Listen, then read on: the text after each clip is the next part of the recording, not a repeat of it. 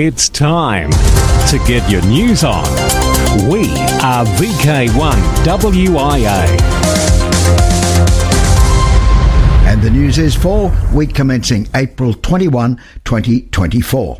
And this week, Stephen Green again, VK2TSG National WIA Director, David, VK4DN Secretary, Bundaberg Amateur Radio Club, will look at Coordinated Lunar Time, or LTC, which is aimed to aid missions requiring extreme precision on the moon. And as time ticks by, you'll hear lots more news you can use. Plus wait, there is much more in this edition of news from your Wireless Institute of Australia. I'm Editor Graham, VK4BB. Who listens to radio? Hi, this is Dan, VK6NAD. Maria, VK5MAZ. This is John, VK4JJW. Lee Moyle, VK3GK. This is Angelo, VK2NWT.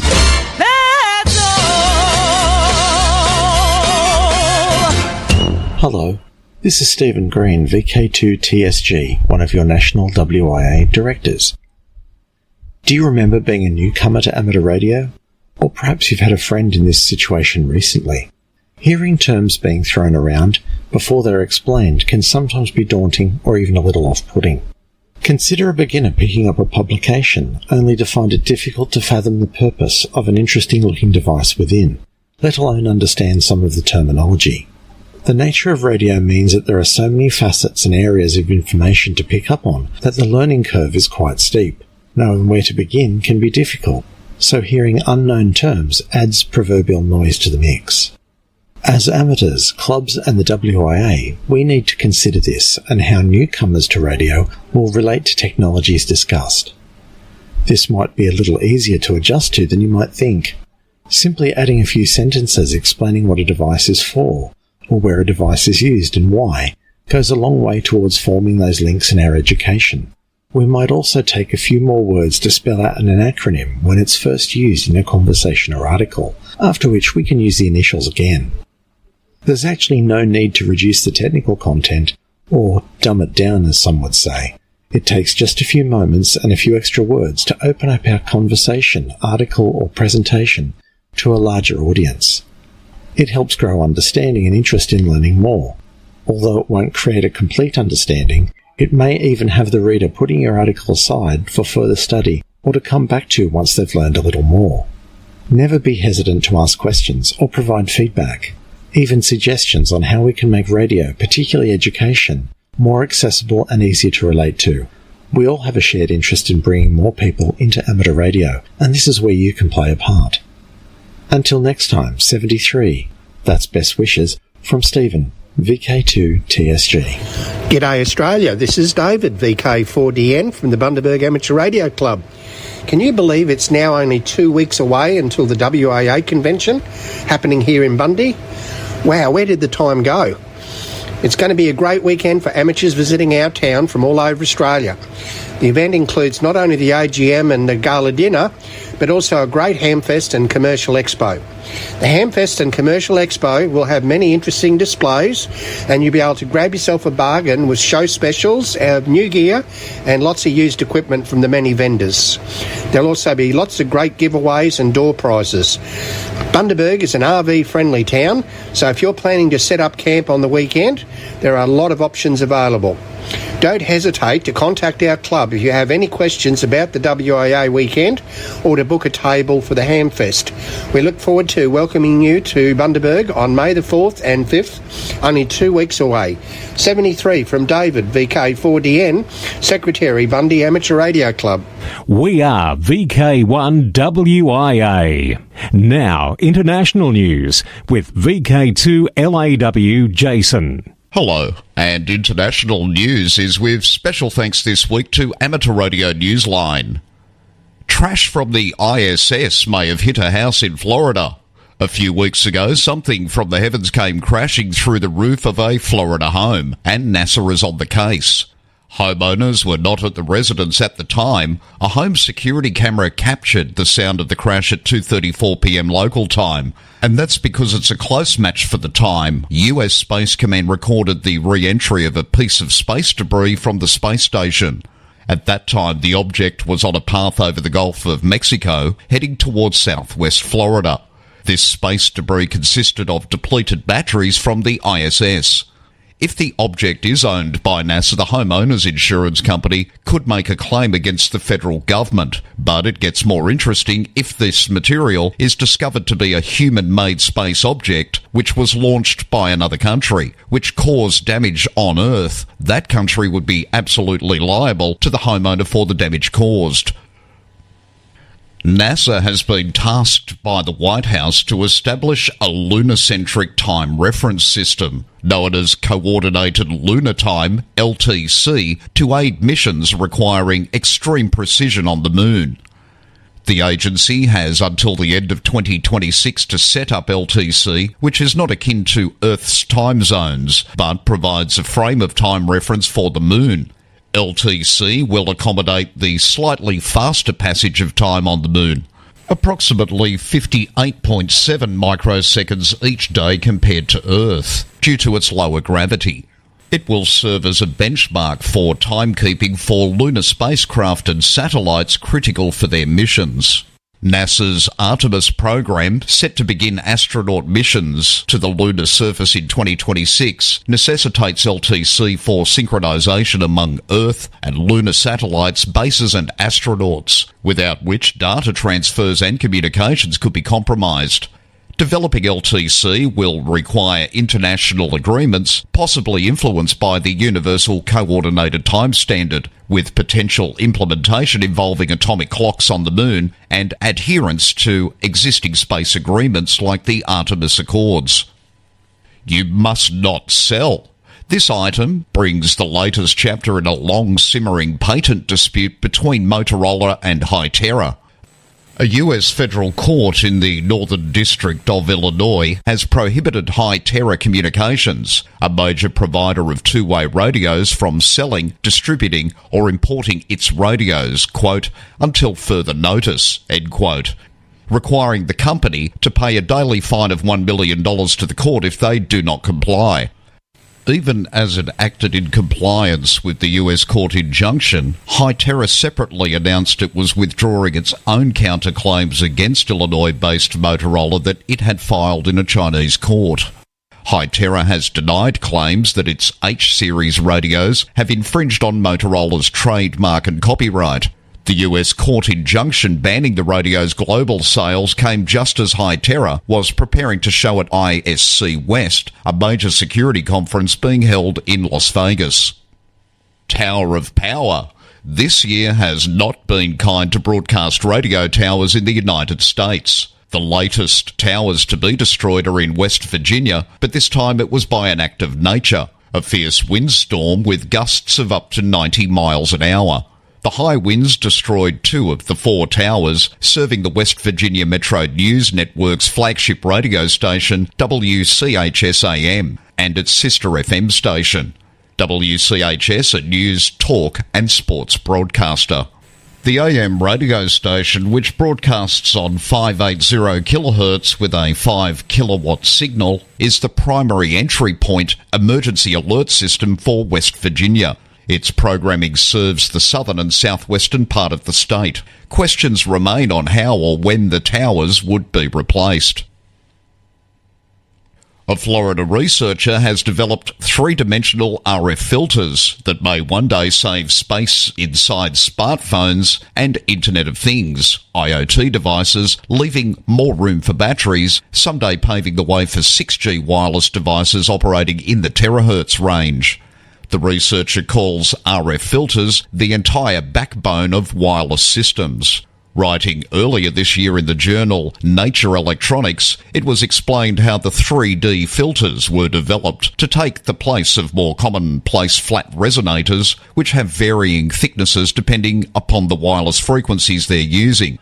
By comparison, the 3D resonators, known as ferroelectric gate fin, or FGF, are able to handle frequencies between 3 and 28 gigahertz.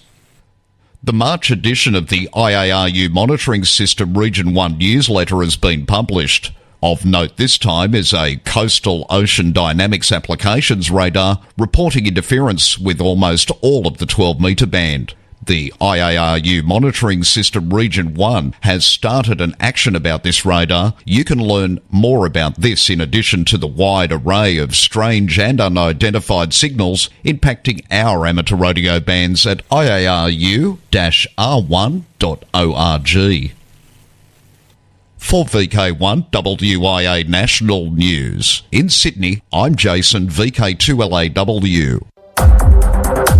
From here, there and everywhere, you've tuned to the Wireless Institute of Australia's National News Service.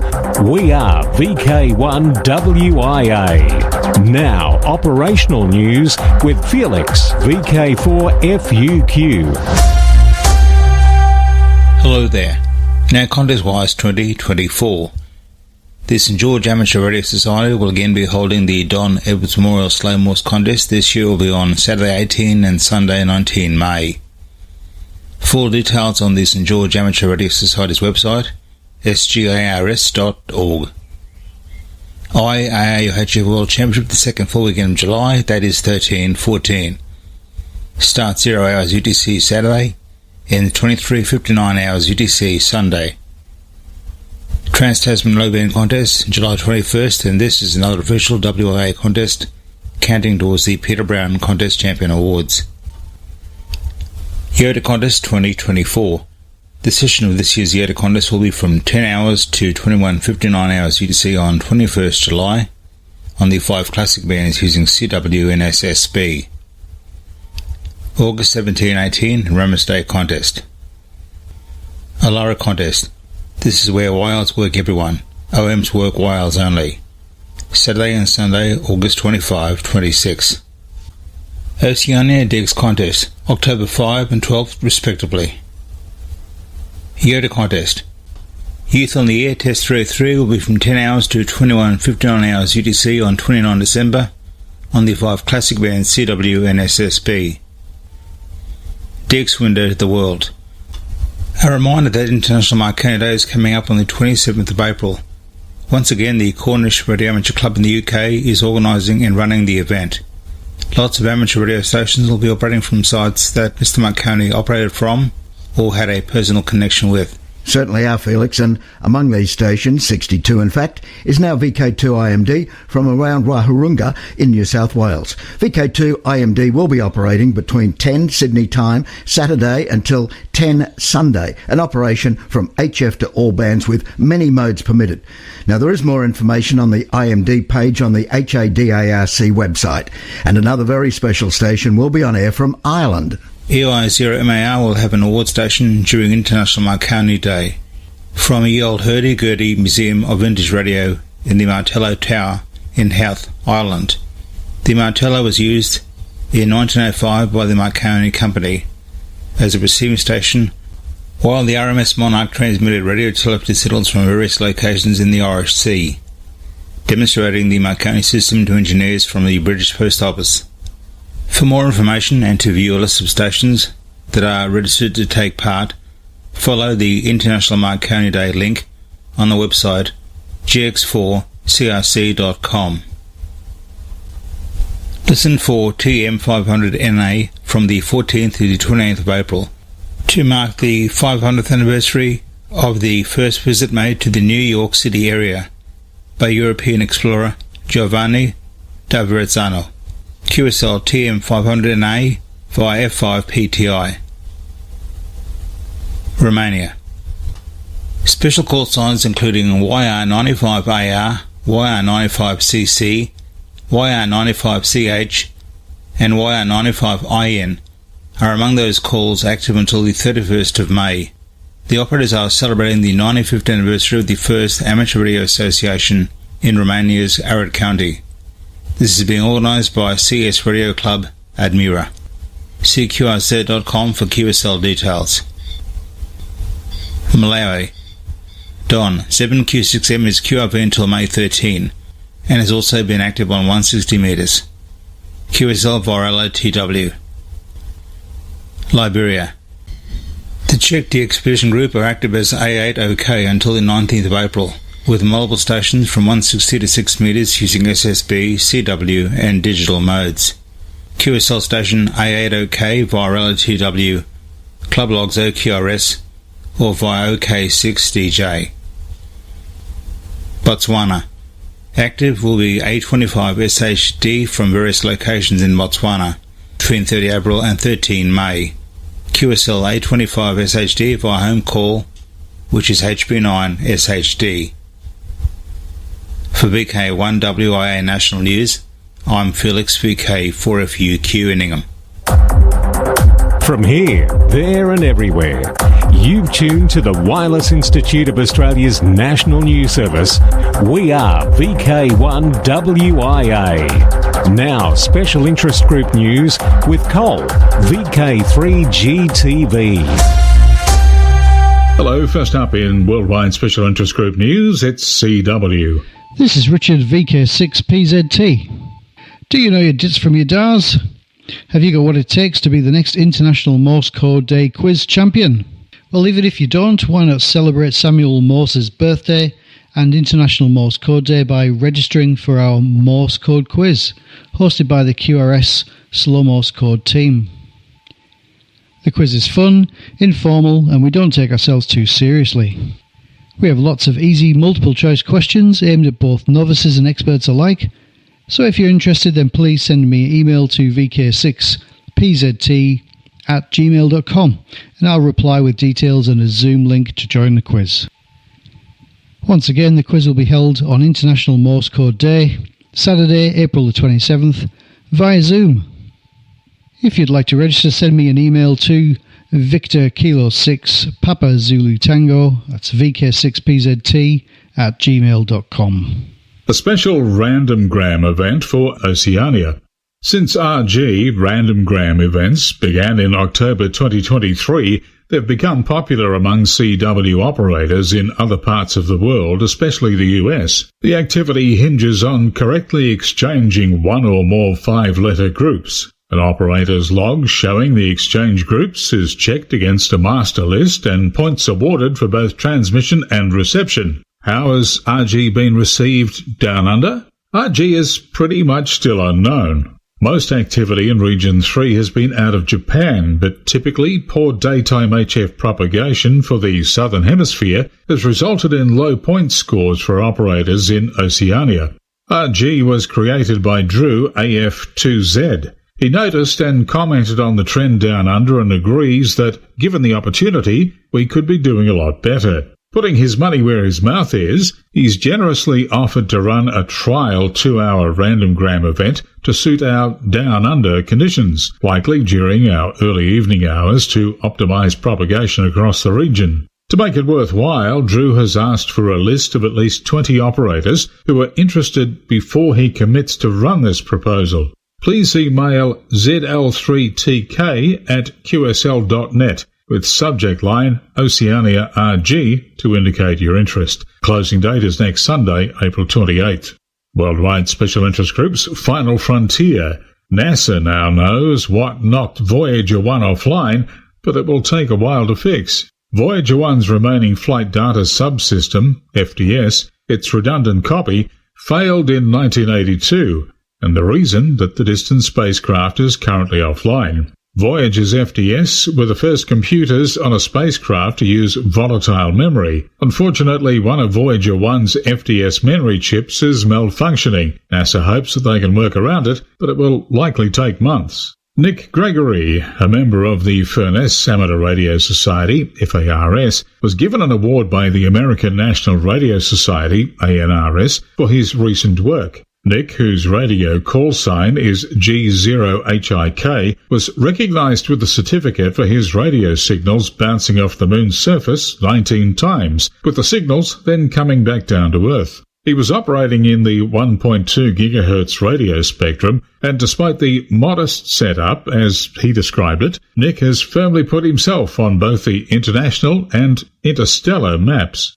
Worldwide Special Interest Groups, Maritime. VK2WI News have reported on a milestone, the 1-year anniversary of amateur radio operations aboard HMAS Vampire, moored at the Australian National Maritime Museum.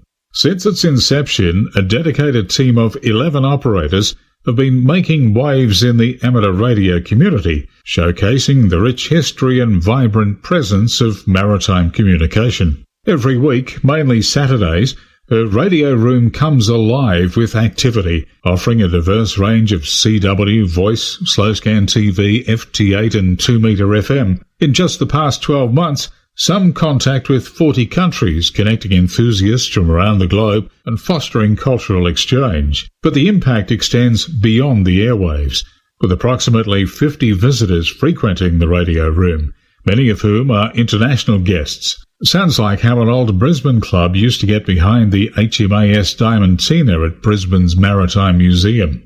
Worldwide Special Interest Groups, Military. ZL6 Anzac. Wrights Hill Fortress Anzac activation.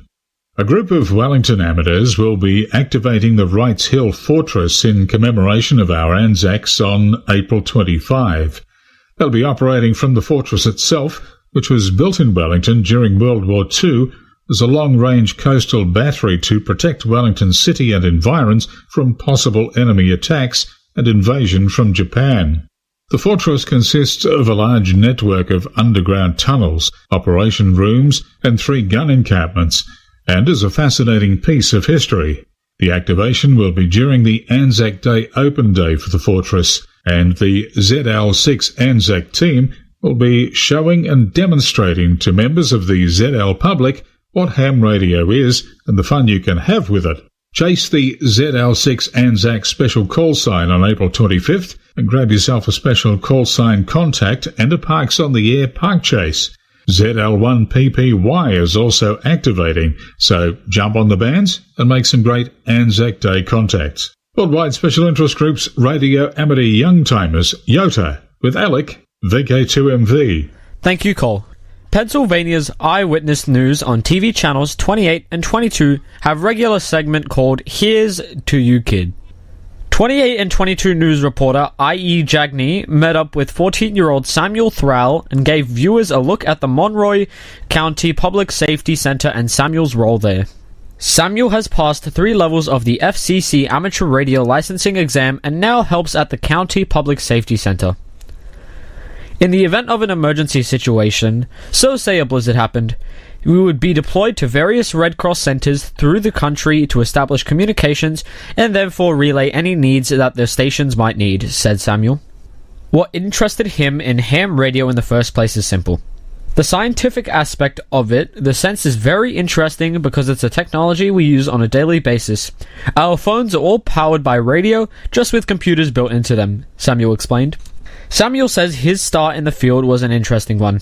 I failed my swimming test at a Boy Scout camp one year, so I had to replace it and replaced swimming with the radio merit badge, Samuel continued. From there, his passion for radio grew. And it's still growing to the extent he wants to eventually join the armed services in an electronic radio arm. Thanks, Alec. Next up, it's Worldwide Special Interest Groups Rescue Radio. Active hurricane season predicted for the United States for 2024. Colorado State University hurricane researchers predict a very active Atlantic hurricane season, June 1 to November 30. ARRL Director of Emergency Management, Josh Johnston, KE5MHV, attended the National Hurricane Conference in Florida, where the prediction was issued. Josh said, several of the forecasters were pointing to indications that we're moving from an El Niño to La Niña, and that could potentially cause a more active season. The CSU Tropical Weather and Climate Research Team predicts 23 named storms during the Atlantic hurricane season. Of those, researchers forecast that 11 will become hurricanes, and 5 will reach major hurricane strength with sustained winds of 111 miles per hour or greater. The prediction is above the 30-year average for hurricanes and storms. Senior research scientist in the Department of Atmospheric Science at CSU and the lead author of the report, Phil Klotzbach, said, So far, the 2024 hurricane season is exhibiting characteristics similar to 1878, 2010 and 2020. Still on Rescue Radio, hams summon help after Death Valley distress call. When getting on the air from a national park isn't a POTA activation, but a call for help, other hams are always there, as one new operator in California discovered. We hear this story from Ralph, KK6ITB. A distress call from an amateur radio operator stranded in Death Valley mobilized some quick-acting amateur radio operators, some of them hundreds of miles away, to get the ham and his family some assistance. According to personal accounts and media reports, Moritz Wacker, KO6DZX, was camping with his family on Friday, April 5th, when their vehicle became stuck in the mud. Caleb Gustwiller, KD8TGB, and Craig Rower, KE8QJV, were among those who picked up his weak distress call on 28.430 megahertz. The stranded ham had his radio along for the trip and used it. Caleb said in an email to Newsline that he and other hams who were listening, including fellow members of the Black Swamp Amateur Radio Club, heard him faintly in Ohio. Those hams, along with many others, posted on the Parks on the Air page on Facebook to get the word out. And still others called the county sheriff in Death Valley and police in San Diego, which QRZ.com lists as the ham's address. Other radio operators reached out to the National Parks Service Police. Caleb said it was an all-out effort from various locations. Caleb told Newsline that the stranded ham is a relatively new licensee. This was apparently a camping trip, not a POTA outing, but contacts made with the Xiegu G90 and quarter-wave vertical did the trick. According to all accounts, rangers found the family and they were back home safely that night. This is Ralph Squillace, KK6 ITB. Thanks, Ralph. And finally, in Worldwide Special Interest Groups, VHF and above. Trans-equatorial propagation observed between Africa and Europe. Trans-equatorial propagation, TEP, between Africa and Europe on the 144 MHz band has been observed several times in recent weeks. On March 31st, V51WW in Nambia received SV8PEX from Greece over 6,532 kilometres away. On April 1st, QSOs between Nambia and Greece, Italy and Malta were made with SV8PEX, 9H1TA and 9H1PA. On April 2nd, SSB QSOs were possible. For VK1WIA National News, I'm Col, VK3GTV, currently portable in VK7. This is VK1WIA. All points of contacts from today's news stories are to be found in print when you read the web editions, www.wia.org.au.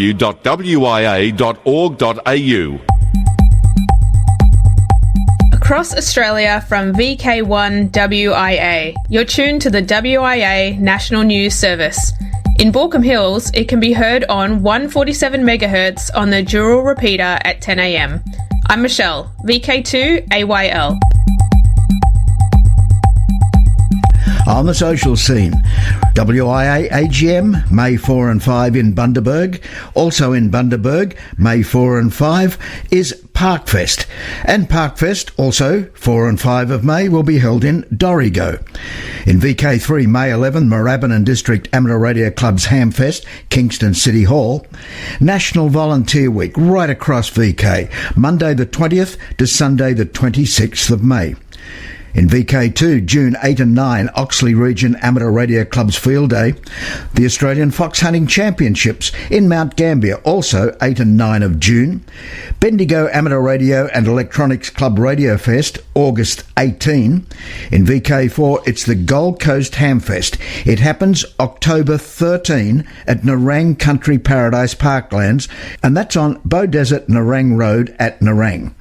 In VK5, Amateur Radio Experimenters Group Radio and Electronics Sale, Saturday, October 26, 10 a.m, David Roche Park at Kilburn.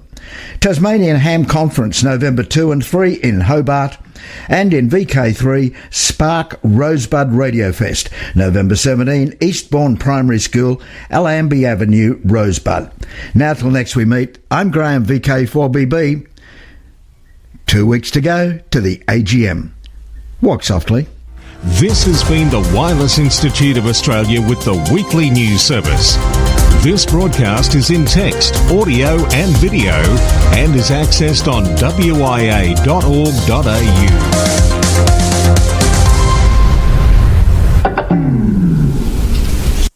Courtesy of Bevan, VK5 BD's ATV and YouTube channel, this has been WIA National News. We're back now, live and local, and your voice, your callbacks. And don't forget, tick like.